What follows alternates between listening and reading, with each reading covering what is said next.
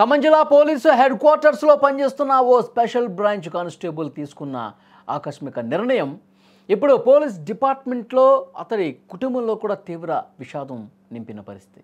ధరావత్ బాలాజీ అనే కానిస్టేబుల్ తన నివాసంలోనే ఫ్యాన్కు ఉరేసుకుని ఆత్మహత్యకు పాల్పడటం అందరినీ కలిచివేసింది. కామేపల్లి మండలం బాసిక్నగర్ తండాకు చెందిన బాలాజీ కొంతకాలంగా ఏదులాపురం మున్సిపాలిటీ పరిధిలో సింహాద్రినగర్ 1లో తన కుటుంబంతో కలిసి ఉంటున్నాడు. అతనికి భార్య శిరీషతో పాటు 3 కుమార్తెలు 1 కుమారుడు ఉన్నారు. కారేపల్లి మండలంలో స్పెషల్ బ్రాంచ్ కానిస్టేబుల్గా పనిచేస్తున్న సమయంలో రోడ్డు ప్రమాదంలో బాలాజీ తలకు బలమైన గాయమైంది. చికిత్స అనంతరం ఖమ్మం ఎస్బీ వింగ్ కార్యాలయంలో పనిచేస్తూ ఉన్నాడు.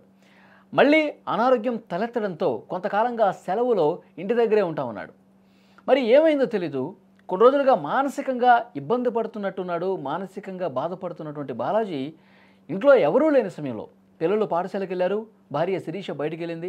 ఆ సమయంలో ఫ్యాన్కి ఉరేసుకొని తన జీవితాన్ని ముగించుకున్నాడు. పాఠశాల నుంచి తిరిగి ఇంటికొచ్చిన పిల్లలు ఉరివేసుకున్నటువంటి ఆ తండ్రిని చూసి గుండెల విషయాల రోధించారు. కన్నీళ్లు పెట్టుకున్నారు, ఏడ్చారు బోరున.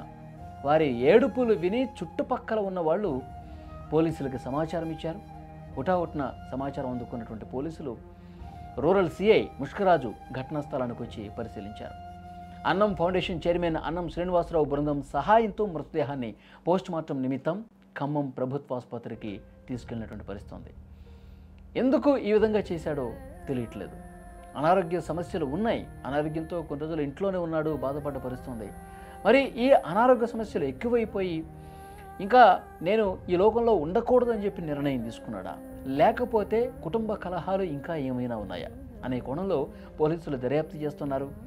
ఆల్ ఆఫ్ సడన్ ఇంట్లో ఎవరూ లేని సమయంలో పిల్లలు స్కూల్కి వెళ్ళారు, భార్య బయటికి వెళ్ళింది, ఇంకా ఎవరు లేరు, ఎవరు ఇప్పుడు రారు అని నిర్ధారించుకుని ఇంట్లోనే ఫ్యాన్కి ఉరేసుకుని చనిపోవటం అనేది నిజంగా అక్కడ ఉన్నటువంటి స్థానికులను కూడా తీవ్రంగా బాధ పెట్టినటువంటి పరిస్థితి ఉంది. పిల్లలు స్కూల్ అయిపోయిన తర్వాత ఇంటికి వచ్చారు. ఇంటికి వచ్చి ఎప్పట్లాగే అమ్మా నాన్న ఉంటారు.